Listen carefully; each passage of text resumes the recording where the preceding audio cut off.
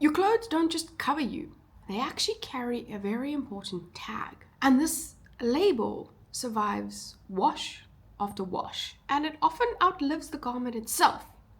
But there's something very important about that label. There's a new EU regulation that says that those labels are not just something that says made in China, made in Vietnam. They are very important. It will become a digital passport. Now hear me out. This is a permanent identity for your clothes, and it tracks exactly where that garment has been long after you stop wearing it.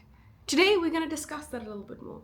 My sister actually works doing this exact stuff, so I know a little bit about it, and the law is coming in very soon.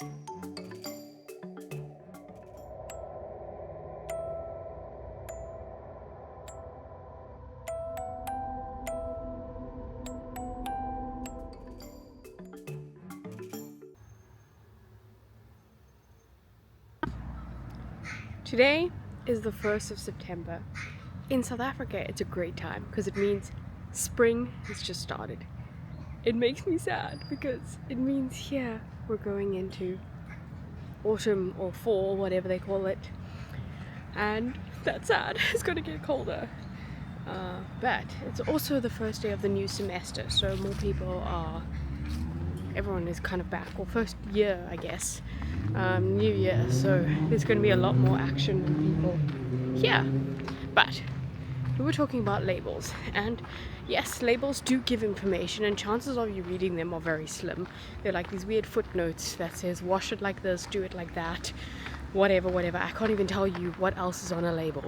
My sister will be very disappointed in me, but there's a lot of information there that we do not consume as consumers. It has to be there for legal purposes and all that crap, but we don't actually look at it. And things are going to change. We're probably not going to look at it anymore either, but it's going to have this RFID tag in it. We'll talk a little bit about that later on throughout the day.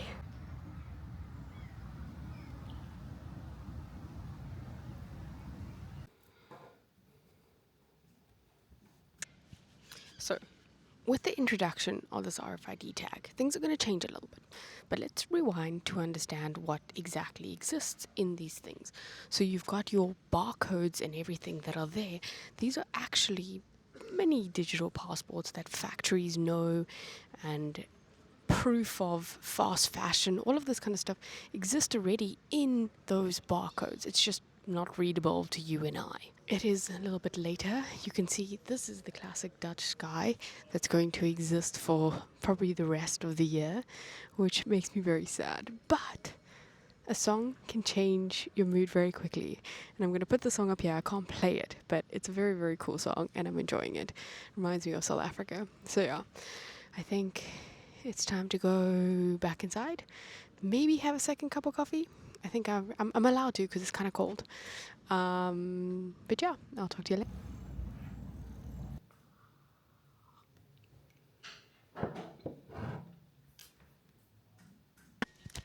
It's a bit late in the day. You can see the hair is frizzing up.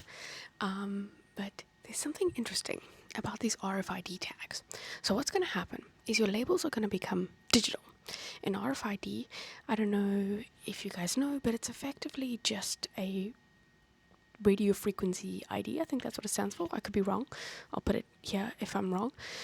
But effectively it allows you to scan these items. I don't know if you've been to a shop where you can just put your items in the bin and then it automatically picks up what they are.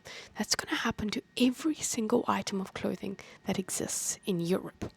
Now, these passports are going to be scannable and they're going to contain information that says the origin, where it came from, the material, the carbon footprint, and recycling instructions. So whether you buy it from H&M, Zara, or you buy it from a secondhand store or whatever, this information is required on all labels going forward, which is kind of crazy. Now, the things that you buy are no longer just going to belong to you. They're now going to belong to part of an entire system. And this system can track where they are, where they started, and where they end up in a landfill. Very cool technology coming out of it. But there's a weird little eerie twist to it that is, kind of scary. But we'll chat about that later. For now, have a look at my view.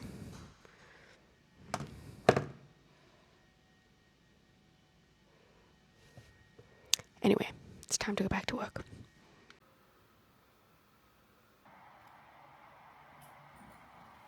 Hello, we came outside to eat our banana. It's a lot more full today. There's a lot more people here, which is nice. It gives it a new energy, but there's just so much going on, so much noise.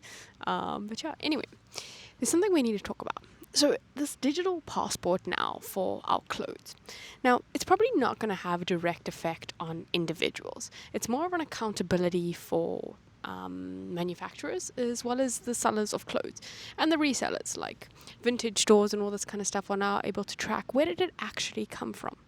Now, there is a little bit of a sticky thing where it could get a little bit iffy for people because the journey of the clothes is always tracked. So where you buy it, where you resell it, where you donate it, it will be known. And in that, it creates this level of accountability, but also vulnerability, potentially for the individuals. Because what happens in the near future if they could actually link, oh, this is the type of clothes that Bianca has. Bianca never really buys sustainable clothes. She only buys fast fashion, or she buys from vintage stores and they're actually stolen from people, blah, blah, blah, blah, blah. This is going to create a level of now they can tie more data, my clothes even, to me. Now, these now become effectively data points of my identity. It's no longer just the clothes that I wear. And I do think that this is really good. I do think there is something good about it. But in the wrong hands, it could potentially start being something bad. Because as soon as you put data in the hands of these big companies where they want to make money, they will find a way to make money of it. But I think we just need to be, I guess it's not really in the hands of individuals, but companies just need to be hopefully a little bit more transparent about it. This thing is trying to shed light on transparency. So let's hope they do it in the right way. Anyway, I need to go back inside. My stomach doesn't feel so great today, so I'm not too hungry. But anyway, we will continue with the day.